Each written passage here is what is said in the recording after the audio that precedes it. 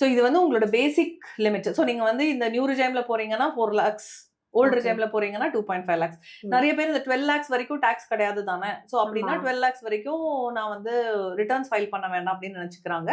Returns file பண்றது வேற, tax வந்து வேற. ஸோ இப்போ இதுல வந்து 2.5 lakhs 3 lakhsனு சொல்லியிருக்காங்க. அதுல 4 lakhs.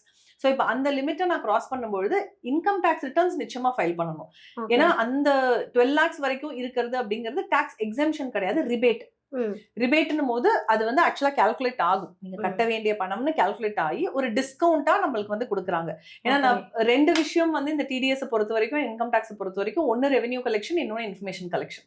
சோ இது ரெண்டுமே பூர்த்தி ஆகணும். சோ இதுல ரெவென்யூ கலெக்ஷனை 12 லட்சம் வரைக்கும் விட்டு கொடுக்குறாங்க கவர்மெண்ட்.